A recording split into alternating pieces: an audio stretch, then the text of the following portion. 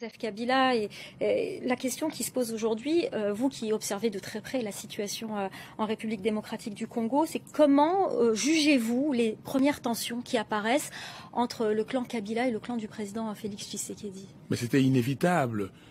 Félix Tshisekedi a signé un accord secret avec M. Kabila. Mais maintenant, Félix Tshisekedi, comme dans ses habitudes, ne respecte pas les accords. L'accord Lamuka qu'il a signé, il a rejeté. Aujourd'hui, il veut rejeter cet accord et certains pays occidentaux lui demandent de prendre ses distances par rapport à M. Kabila, mais ils oublient que c'est M. Kabila qui l'a placé dans cette position-là. Et je trouve que c'est assez trop demandé à quelqu'un qui n'a pas de ressources, qui n'a absolument rien, qui n'a pas une stratégie, qui est mis là-bas comme une marionnette et lui demander de se désolidariser de la personne qui l'a placé. Est-ce que vous envisagez, vous, un rapprochement avec Félix Tshisekedi? Je n'envisage aucune compromission. J'envisage plutôt une solution qui satisfasse le peuple congolais, c'est-à-dire la vérité des urnes. Oui, si on appelle Lamuka pour qu'on se mette autour d'une table, pour trouver une solution favorable au peuple, oui, j'irai avec les membres de la Mouka, mais si c'est pour venir donner des béquilles ou aller donner des béquilles à M. Kabila ou à M. Tshisekedi, disons à M. Tshisekedi, parce que malmené par M. Kabila, non, il a cherché, il va... Parlementaire au Lobini. Nous avons besoin de la paix. Mais si Félix ose dissoudre le Parlement, tout India Salam, moi Daniel Saf, j'entrerai en guerre à Walamboka, dans Simba Mandoki. Tant que nous étions là. Les gens qui crient là, oh il a droit, oh il n'a pas droit, est-ce que ces gens-là, j'ai suivi les passés à Mukuna. Accord Wana, Tukubumayango, bien monsieur. Prêche la Bible, monsieur. Tu connais rien de la politique. Tu fais des bruits comme si tu es à l'église. Tukumuna, accord Wana. Mais c'est l'année là, ma balle et l'année ma église. Tu connais rien de la politique, monsieur. Na telle émission Moussapibo. Na salio Moussapi, Mukuna. Passez Mukuna, tu ne connais rien de la politique.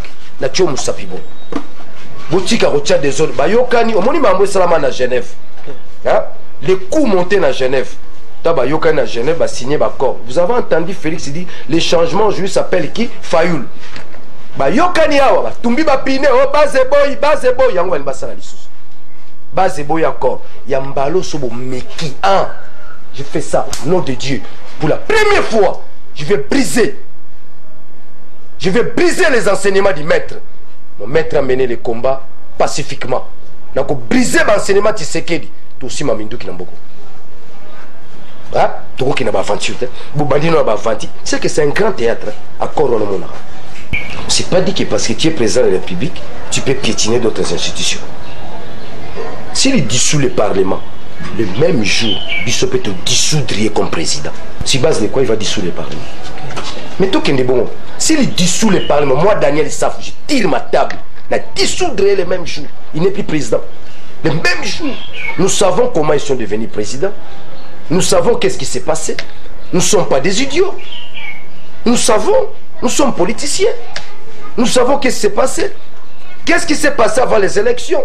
Qu'est-ce qui s'est passé pendant les élections? Qu'est-ce qui s'est passé? Mukolo Senyazo publié 9 présidents d'Afrique. Baboya va publier les résultats. La flashika Mouké. 9 présidents d'Afrique. Baboya qui va publier les résultats. Je peux vous citer les noms. Non, ne publiez pas. On publie. Yo moni, bazo publier l'élection. Non, nous va publier, on va tirer podium na limite. Vous avez Angeluko, vous avez déjà bien boroleka. Merci Nayo, honorable Daniel Safou Bouchimouni. Tu rappelles la bino que Azali Bongo élu Yamo Amba. Tu continues à savoir la biso pour la la bino que bourgmestre ya commune ya Kinshasa ndemo na mboka aussi. Bonjour Bandeko. La beauté de vivre dans le sud des États-Unis. Il fait toujours chaud. Donc, tout ça, on a soleil, tout ça, on a lumière, on est en t-shirt. Bon, ça, c'est pas ça vraiment le problème. Mais, tu contempler car climat n'engen ça m'appelle c'est Bandeko. Qui soloka et côté na diaspora. Bato ba ebi terme soloka et côté na diaspora bandeko motema mabe futaka te motema mabe ebebisa na poso na yo erobebisa na elongi na yo erobebisa yo nzoto mobima na kati pe libanda okoma mbindo orobebisa meme elongi na yo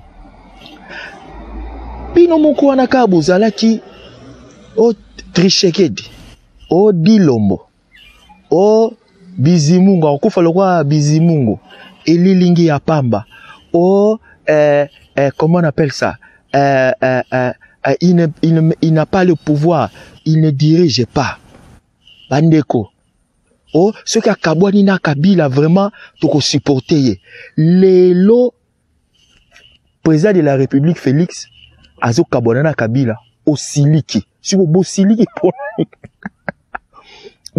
bozalaki awa pendant 2 ans akabwana na Kabila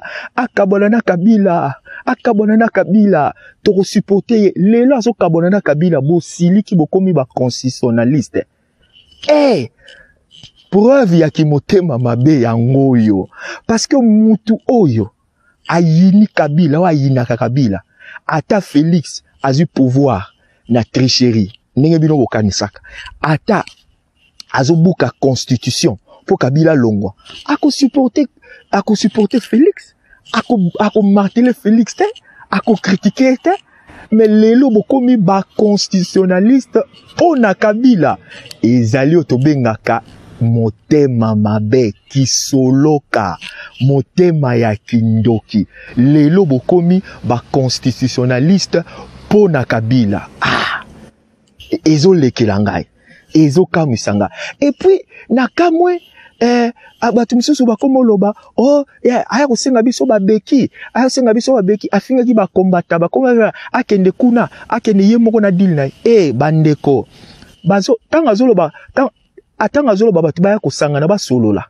azobenga bino te azobenga nga mutu navani na mairie te azobenga yo circulaka na Château Rouge te azobenga yo mutu circulaka na Excel te ezali bayimboka bazali na Congo bazali na Kinshasa bango nde ba na droit que no solola ezanga na yo te yo kenisi yo pena ndeko legana na YouTube ndeko sala makelele wana so ba Facebook wana yo no komaka na ba Twitter wana yo babenga yo bandeko botika mitema mabe tozo rêver pe en plus eso kamisanga tu sais ki akoloba kaka dialogue akozonga kana dialogue eza dialogue te bampangi muno wa Vincent eza dialogue te eza pe concertation te ezali consultation bo no kotala mo consultation c'est que lingi koloba nini bo tuna ba compagnie ba utilisera consultation ba compagnie ba utiliser consultation to ba kontara ba consultant ba expliquer bino comment est-ce que la consultation marche.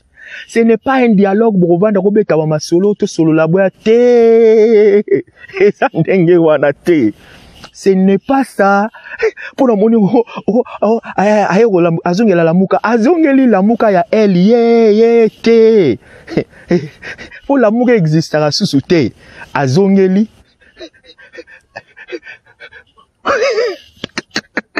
bandeko tozongi na point de départ Genève bis oye salamaki na Genève yango nde zongeli ezosalama susu sikoyo mais cette fois-ci Félix le président de la République yé mutaza aza maître du jeu na Katumbi basi basololaki kala na Bemba basi basololaki depuis o bana kini babaka deyan basi basolola bango deyan onyo zobozo mona ne lango masola pamba siki nazo koma batalamuka el boye essayer bakoma zo mona akosola na mafa te mafa zo liaber ba okutana na yete aza soki na moko soki na mibale boyebi Pius Mabilo ade soki ade wa kota FCC il a 26 représentants plus que votre Mafa qui déclare qu'il a 62, il avait gagné avec 62%.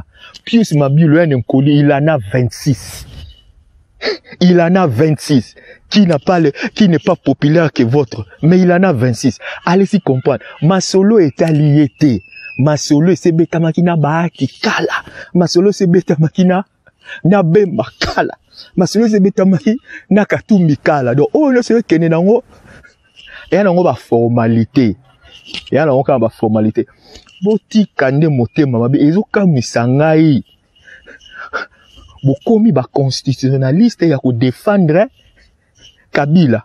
Mais bino nde boa bata Kabila. Félix a obeta bino niembe si du monde entier. Ce qu'on a zo seka. Ofandi wana ka okomaga. Trichekedi, Chilombo, Tricher, Deal, Obandeko. Pour l'accepter kasi Deal en haute.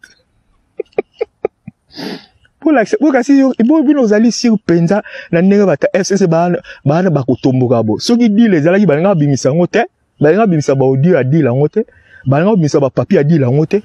Omoni bala bino bato bolandaka bango balatisa bino ber o Deal Lombo o Trichekedi o vando silista ko finga Félix a obeta ba niembes ici niembes. Alors président de la République Fayulu latisa ega ber toleka matondo